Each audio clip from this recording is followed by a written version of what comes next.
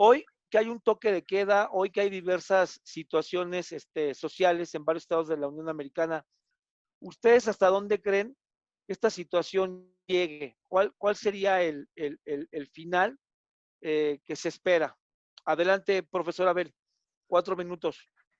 ¿Qué tal? Bueno, primero agradecer nuevamente la invitación. Un saludo a los colegas Salud. desde aquí de la Ciudad de México, Guadalajara, Toluca y Ciudad de México. Bueno, sin más preámbulo, el problema que hemos estado viendo en los Estados Unidos se ha complicado porque justamente el día de ayer hubo otro asesinato en contra de un miembro de la comunidad afroamericana. Esto generó que la jefa de policía eh, renunciara a su cargo y nuevamente el conflicto racial vuelve a detonar. Esto ha generado otro tipo de fenómenos que en esta mesa me gustaría discutir con los colegas, porque son fenómenos que atienden a, en este caso, nuestra área de conocimiento, la historia. Eh, en días recientes, a raíz de la escalada de las protestas en contra del racismo llevadas a cabo en los Estados Unidos y en varias partes del mundo, provocó una ola de movimientos en contra del racismo que llegaron a niveles que no habíamos visto en otros movimientos sociales. La destrucción de estatuas de conspicuos miembros de la actividad más brutal que desde tiempos inmemoriales, ya la vez pasada señalé que desde los egipcios, los romanos, la esclavitud era un fenómeno en donde hay hombres que sintiéndose superiores someten a otros hombres. Bueno, pues a lo largo de la historia de la humanidad, estos personajes han existido y a lo largo de la historia de la humanidad han recibido un reconocimiento, como Leopoldo II de Bélgica, un esclavista brutal, un asesino, una gente nefasta, y tiraron su estatua. Pero aquí el problema es, ¿por qué tirar las estatuas de estos personajes? ¿En algo ayuda? ¿O es preferible que queden las estatuas para que los señalemos y digamos, ellos fueron, ellos son? Eh, en cierto sentido, yo me inclino más por esa posición. Creo que es necesario que nosotros recordemos quiénes han sido los que nos han dejado sometidos, los que nos han eh, vestido de cadenas, los que nos han eh, quitado nuestra libertad. Y para cerrar nada más, para cerrar, creo que si nosotros rompemos esas estatuas, terminaríamos como el Estado Islámico cuando llegó a Palmira y destruyó una ciudad que es patrimonio de la cultura occidental de todo el mundo.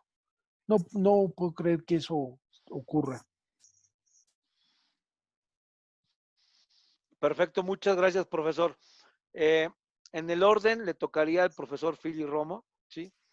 Queda abierta la misma pregunta para usted, profesor. Adelante, 4 minutos. Muchas gracias. Saludos nuevamente también a todos. Un gusto nuevamente estar aquí con ustedes. Eh, pues miren, yo nuevamente traigo algo que me gustaría compartirles, pero antes de compartir estas ideas con ustedes, quería yo también mencionar, platicar que estoy de acuerdo plenamente con el profesor Abel en respecto a que la solución no es ir sobre unas estatuas e ir sobre el pasado histórico. Me parece muy interesante que en esta ocasión hayamos coincidido en una idea fundamental. Por otro lado, también es cierto que la vez pasada, profesor Abel y un servidor tuvimos diferencias. Y a mí me parece que el asunto que él puso sobre la mesa, el tema de raza, sobre si usar el término raza era racista, pues es un tema muy interesante y que creo que valía la pena en esta segunda parte ahondar. Yo me tomé la molestia de investigar un poco al respecto porque quedé muy interpelado por el profesor y quise aclarar algunas cosas. ¿Es racismo decir raza? Miren, en 1942, este señor llamado Ernest Mayr, fallecido apenas en el 2005, definió, es uno de los grandes biólogos de la humanidad, sobre todo del siglo XX, fue el que definió cómo caracterizamos una especie. Yo como historiador le doy mucha importancia a estos procesos históricos, es decir, incluso las definiciones de cómo llamamos a los otros son definiciones históricas que van cambiando con el tiempo, ¿sí? Y en ese sentido, Mayer, sí, Mayer hizo estudios muy profundos sobre el concepto de especie y sobre el concepto de raza. Respecto al concepto de raza, quiero leer este fragmento. Dice, déjenme empezar con raza. Existe un sentimiento generalizado de que la palabra raza indica algo indeseable, que debe ser dejado fuera de todas las discusiones. Pero esto lleva a afirmaciones como no hay razas humanas. Quien suscribe esta opinión, obviamente es un ignorante de la moderna biología. Esta parte es la que a mí me generaba mucho ruido, ¿sí? Me generaba mucho ruido y yo tenía que aclarar esto ante nuestro auditorio y ante todas las personas. El concepto de que no existen las razas humanas lo creó un biólogo del mismo nivel, de la misma talla que Mayer, que se llamó Dobzhansky. Dobzhansky era de origen judío, igual que su alumno Lewontin. Entre ellos dos, uno fallecido en 1975 y el otro que hizo una obra en el año 2000 que se llamó El sueño del genoma humano y otras ilusiones, plantearon esta postura que el profesor Abel nos presentó. No existen las razas humanas. Sin embargo, esta postura realmente fue más apoyada por la Declaración sobre la Raza y los Prejuicios Raciales en 1978, convirtiéndose en una suerte de lo políticamente correcto sobre lo que debemos hablar y decir. En ese sentido, creo que por cuestiones de tiempo voy a tener que retomar un poquito más adelante, pero ahorita voy a platicar sobre un proyecto que se hizo en el año 2000 que se llamó El Genoma Humano y cómo esto cambió completamente esta perspectiva que nosotros tenemos sobre el concepto raza. Pero lo dejo para unos minutos más adelante. Bien, muchas gracias. Ahí nada más les pido un favor a todos, buscar alinear sus respuestas a la pregunta elaborada. Bien, profesor Luis, adelante, Perdón, tiene Julio. 4 minutos. Lo que pasa es que no escuchamos su pregunta. Yo me sumo a lo que dice Luis. No escuchamos su pregunta. ¿Mi pregunta? Sí, Bien, porque usted, por favor. si estos acontecimientos sociales, ¿verdad? Ujú. ¿En dónde van a parar? ¿O ya pararon o en dónde van a desembocar? Adelante. Exacto. Gracias. Bueno, procedo a tomar la palabra. Un saludo a todos de nuevo y vámonos al asunto principal. Como bien decía el profesor Abel, pues el fallecimiento de George Floyd desató el rechazo en Estados Unidos contra el racismo. Y lamentablemente, lo digo yo por lo que hace a la cultura, más no por lo que hace al símbolo como tal, pues llevó a muchos ciudadanos a fragmentar, a destruir algunos símbolos de la colonización, porque han asumido que representan un arrebato, un despojo a los indígenas del continente americano. A partir de ello, pues en Estados Unidos, y esto es ya para irme involucrando en la pregunta, sale a flote dando lugar al cuestionamiento del devenir, ¿no? se dio lugar al revisionismo histórico.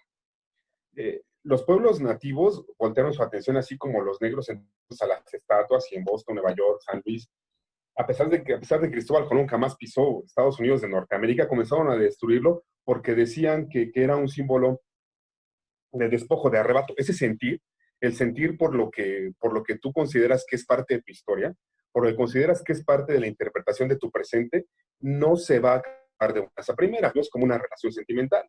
Evidentemente, hay situaciones que hacen más marcada la apatía de la gente por el hecho de disipar su inconformidad. Por ejemplo, en octubre del año pasado, cuando se celebra el Día de Cristóbal Colón en Estados Unidos, algunos políticos, en particular en la capital, que es gobernada por la oposición, por el Partido Demócrata, establecieron como día el festejo de la identidad de los pueblos indígenas. Entonces, en ese evento, que sin lugar a duda no es violento, que es una manifestación cultural, también se está observando entonces que por parte de los políticos, y esto con un afán de obtener, de capitalizar su postura en los votos, está dando lugar todavía a que se viva, a que se sufra incluso este sentir de explotación, que aparece, ¿no? Y que se observa con las manifestaciones violentas. Yo comentaba la vez pasada que por lo que hace a a la gente negra de Estados Unidos, bueno, es natural que lo vivan todo esto que he dicho, pero también por lo que hace a los latinos, ¿no? No son los únicos grupos, pero bueno, hablamos de ellos dos porque los negros están en la palestra y los latinos también están saltando a ella, ¿no? El Día de los Pueblos Indígenas, en lugar del Día de Cristóbal Colón, habla mucho, dice mucho. De hecho, por ejemplo, un político allá, un concejal, que es como le llaman, que se llama David Grosso, dijo que Colón esclavizó, mutiló y masacró a miles de indígenas en las Américas, así que no se le puede seguir permitiendo que esta historia se siga celebrando como un día festivo en la capital del país, que se siente defensor de los derechos humanos, ¿no?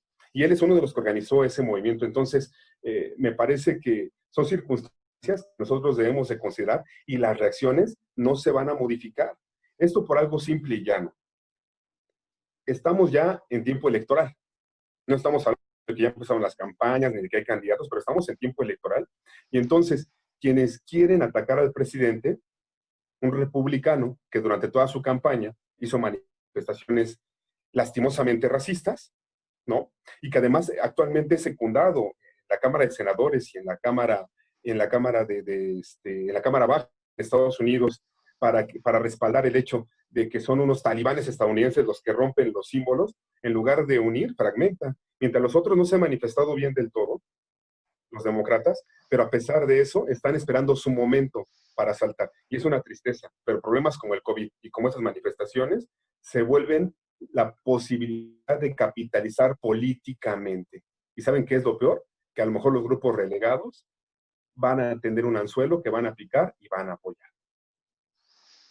Perfecto, muchas gracias. Bien, siguiendo la dinámica, en esta sección viene la parte de la réplica.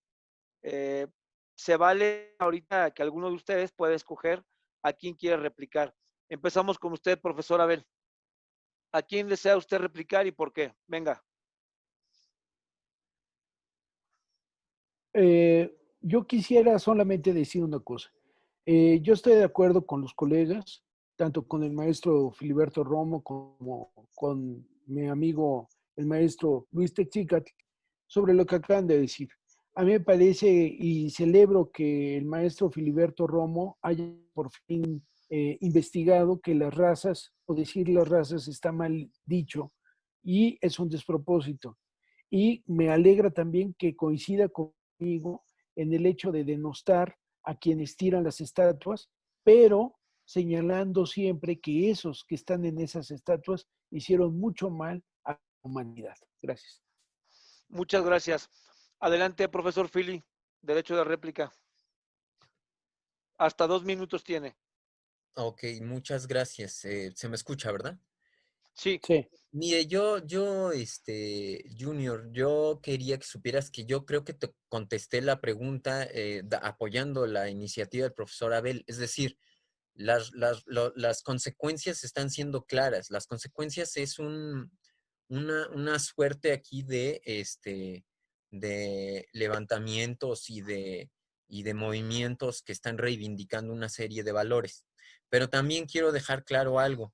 Creo que el profesor Abel no ha terminado de entender mi aclaración. Resulta que en lo que yo estoy describiendo, efectivamente, en una etapa se concibió desde los años 70 hasta los años 2000, hasta el año 2000, es decir, durante 30 años, que el término raza no era aceptable.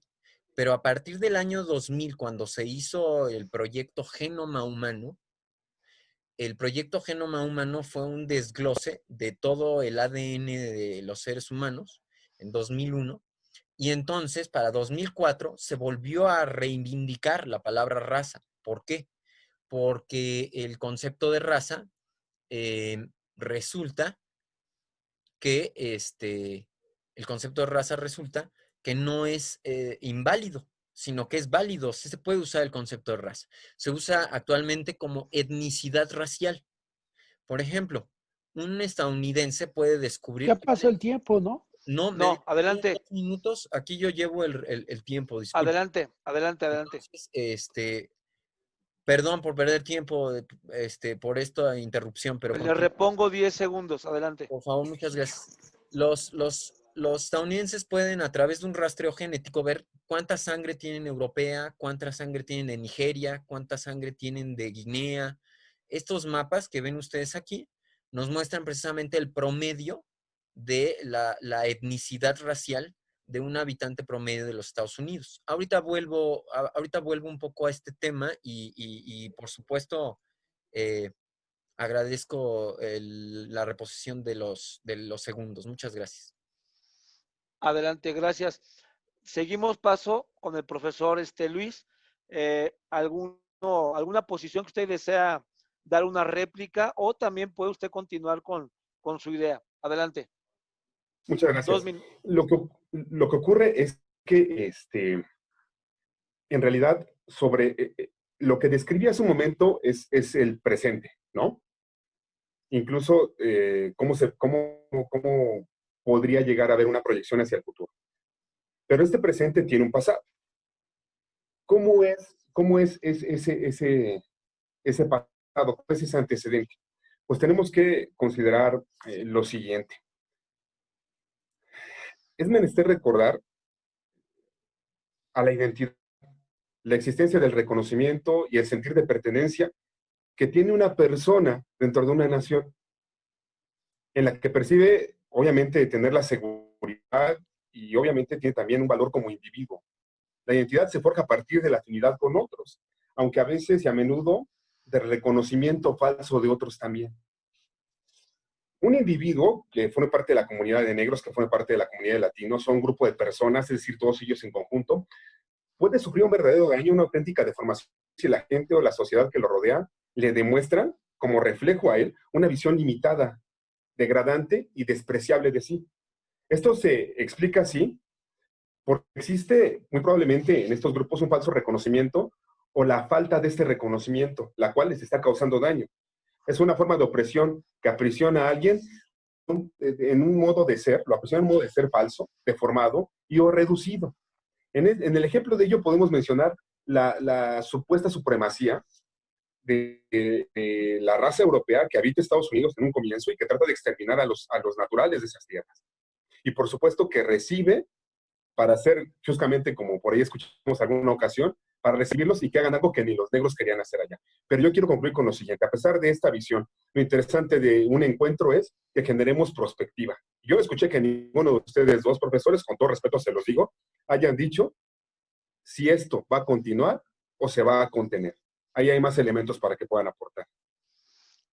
Perfecto, muchas gracias. Siguiendo con las contrarréplicas, profesor Abel, le toca a usted, le concedo 3 minutos. Ahí hay una pregunta abierta que el profesor Luis Tetzicatl ha dejado. Adelante. Yo quiero decir 2 cosas. Quiero decir, lo primero es que el concepto de raza es un concepto inapropiado. No, eso hay solo una raza, la raza humana. Y en segundo lugar, señalar que Luis, en efecto, el maestro Luis tiene razón. Ahorita en los Estados Unidos hay una coyuntura electoral y Donald Trump va a hacer todo lo posible por ganar la presidencia. En particular a México le conviene que gane Trump, porque de ganar los demócratas, eso significaría respiración artificial para Felipe Calderón Hinojosa y para toda su porquería de partido de encuentro de México posible.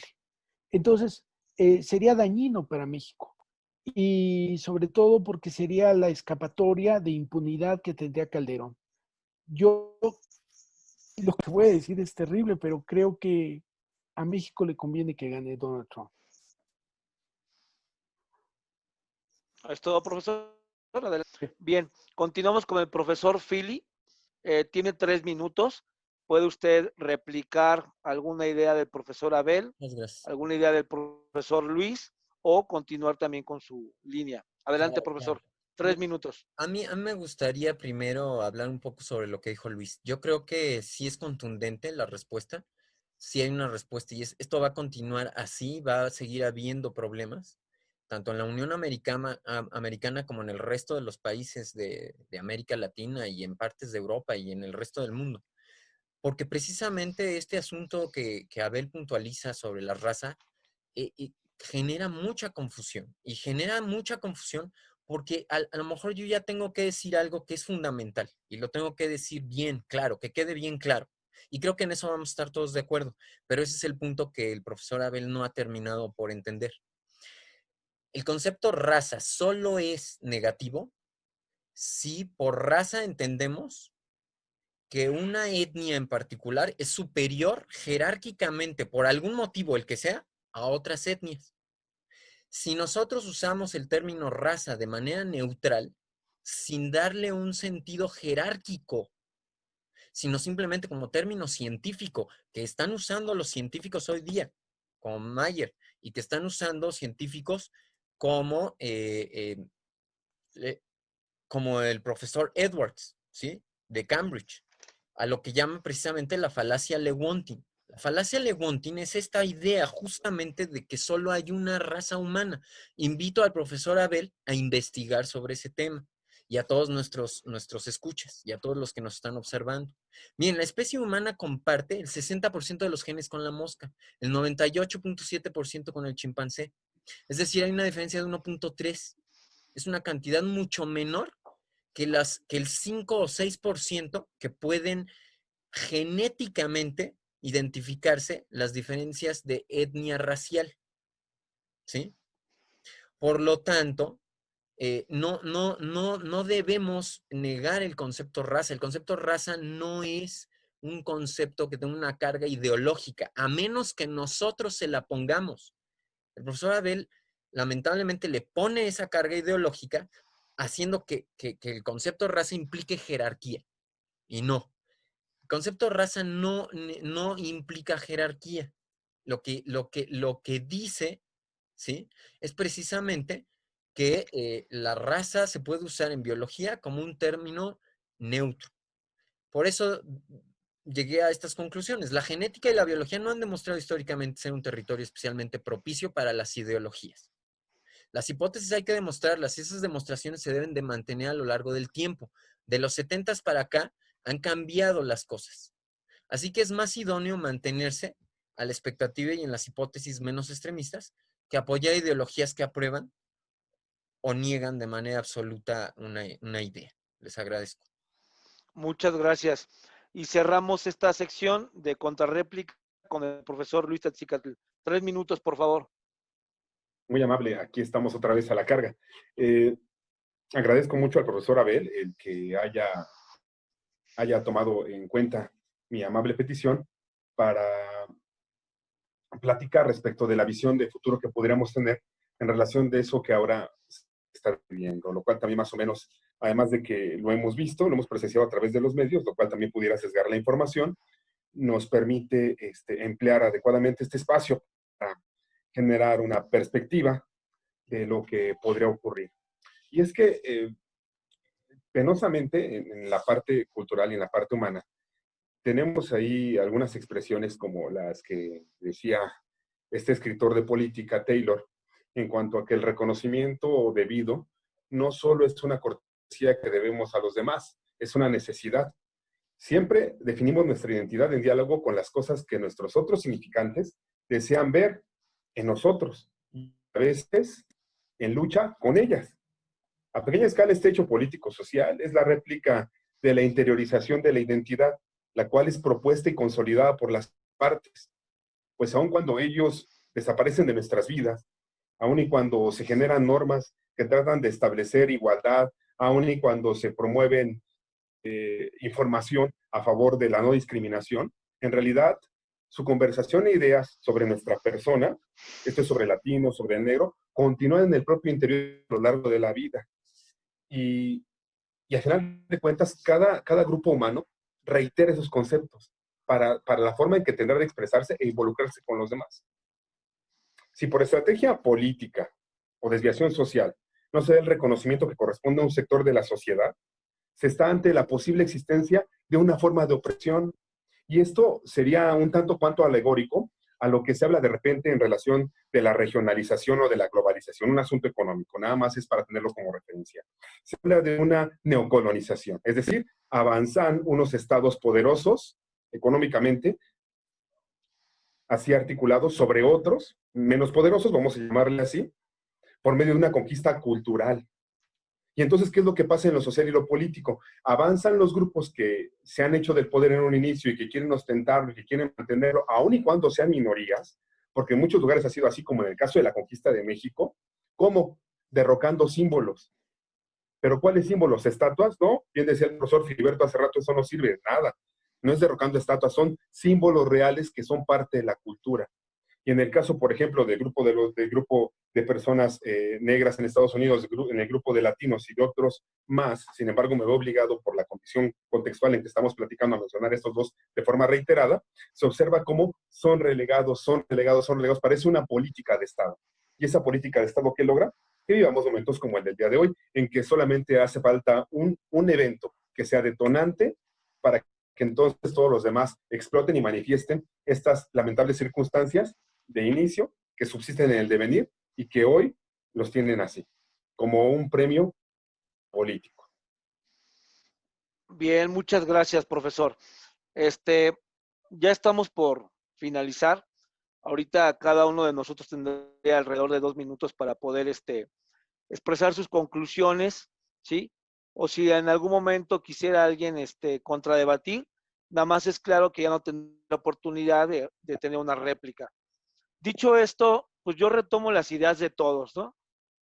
Hoy por hoy tenemos una situación social que se ha desbordado por décadas en Estados Unidos.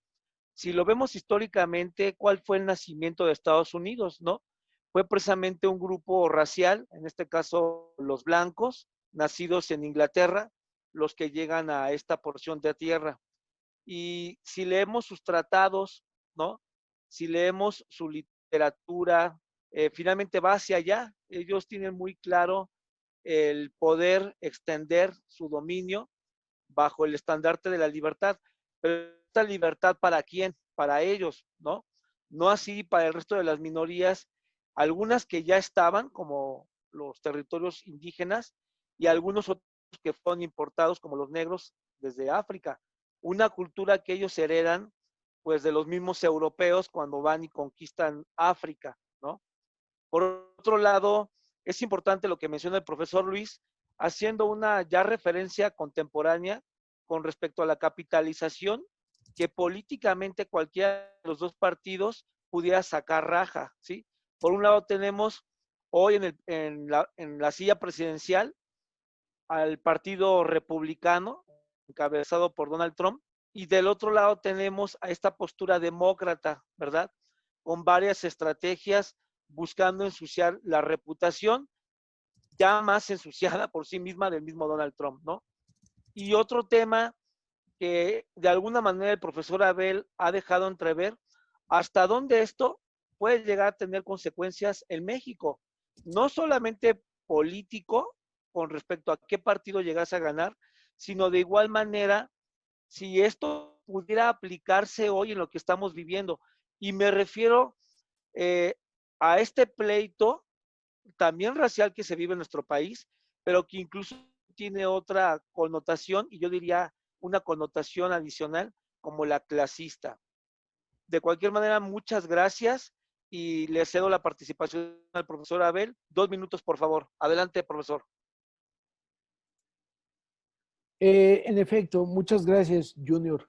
Te agradezco mucho que me hayas dado la palabra para advertir efectivamente que estamos en un momento crucial en México. En México tenemos frontera con los Estados Unidos y esa frontera ha sido históricamente una puerta de esperanza, una puerta de grandes progresos para una puerta que es la que ha puesto a México muchas veces en contra de la historia misma. En 1836 nos quitan Texas, en 1847-48 nos quitan más de la mitad del territorio y, como lo diría don Porfirio, tan lejos de Dios y tan cerca de los Estados Unidos. México no se puede explicar sin los Estados Unidos. Si a nosotros nos da si a los Estados Unidos les da una pulmonía, nosotros nos morimos. Pero ahorita el gran problema es el narcotráfico. Y el narcotráfico es algo que desafortunadamente el sexenio antepasado de Calderón, Estados Unidos junto con Barack Obama llevaron a cabo una operación Rápido y Furioso de la que tenía conocimiento el gobierno mexicano. En esa operación se inició una guerra fratricida en contra de los mexicanos y Calderón la comenzó. Eso ha generado violencia, muertos, muchísimos muertos. Y Calderón llega de manera ilegítima llega al poder. Bueno, pues ahora busca reelegirse con su esposa, con Margarita Zavala. Y los demócratas quieren eso. No lo permitamos, compañeros. No lo Bien, permitamos. pues muchas gracias, profesor. Adelante, profesor Philly. 2 minutos. Pues muchas gracias. Pues miren, a mí me gustaría concluir en 1 minuto y medio, porque la verdad es que queda poco tiempo. Ojalá, pues, quede claro también este asunto de lo que es raza, no raza, ¿sí? Yo me tomé la molestia de hacer esta presentación precisamente siendo que yo desde el principio creo que el tema de mayor relevancia para mí era el asunto de la discriminación, ¿no? La discriminación racial, un hecho real en todo el planeta Tierra, donde hay personas que creen que por su color de piel eh, pueden sentirse superiores a los demás. Es decir, este concepto social, ¿no? Este concepto social de raza es el que nos tiene problemas. Y este es el que nos ha llevado, por ejemplo, en este caso, en la Unión Americana, a una situación que es el trabajo esclavo, ¿sí? Yo no sé qué tanto conozcan del tema, pero en los Estados Unidos, como decía yo la vez pasada, se puede obligar a latinos, a hispanos, a los negros, a todas las etnias que estén ahí, incluidos los blancos, por supuesto, a que trabajen, ¿sí? A que trabajen y se les paga una quinta parte menor de lo que se le paga a un preso de los Estados Unidos que sea libre. Entonces, esta es una forma de esclavitud. A mí me gustaría abrir ese tema. Ojalá hubiera una tercera parte, no sé si sea viable, les gustaría a los compañeros, porque es un tema también muy relevante y que implica por qué ellos están en muy descontentos, ¿no? La población. Muchas gracias. Perfecto. Y ya por temas de tiempo, adelante, profesor. 2 minutos. Bien, Profesor muchas Luis. gracias. Muchas gracias. efectivamente, el problema de las diferencias de origen étnico en todos los países del mundo, no en particular en Estados Unidos, ha generado diferencias que se hacen patentes en las normas que tienen los estados, que se hacen patentes en las regiones que manejan los estados, en los discursos que se han manejado en los estados, y esos últimos han dado la oportunidad a que unos y otros accedan al poder. Siempre porque la población espera una oportunidad de que las cosas se modifiquen. En México tuvimos esa oportunidad. En un tiempo, como ustedes lo saben bien, votaba quien debía, después votaba quien podía, más adelante ganaba el menos malo, actualmente gana el que oferta una esperanza. Yo, la verdad, me siento muy afortunado de haber vivido todos esos momentos en que México pasa de 70 años de PRI a 12 años del PAN, luego pues, regresa al PRI, al final de cuentas somos los únicos que consideramos que podemos corregir las cosas cometiendo el mismo error 2 veces, humanos, y luego gana un candidato de izquierda. Esto llama poderosamente la atención, pero hay algo muy cierto también, y es que lo que nosotros vivimos de forma interna también está condicionado y favorecido o contrariado por lo que pasa en Estados Unidos. Y sí es triste lo que hace un momento se comentaba, a pesar de esas cuestiones raciales, yo las voy a rectificar así porque el concepto raza se refiere, según el diccionario de la Real Academia de la Lengua Española, a un estirpe o a un linaje, que no es algo degradante. Desafortunadamente se han presentado, se presentan así y van a atentar contra la realidad de nuestro país. Y ojalá que sigan de Donald Trump, si no, no vamos a poder tener continuidad en nuestro esquema político y económico, tristemente. No se escucha, Junior, ¿no te escuchas? Tienes tu micrófono apagado. Bien, pues muchas gracias a todos. Hemos terminado con la emisión y sin duda continuaremos con un tercer programa. Gracias. Yo les agradezco mucho, buena amigos, noche. el hecho de Muchas que nos gracias a hayan todos, escuchado. compañeros. Les agradezco.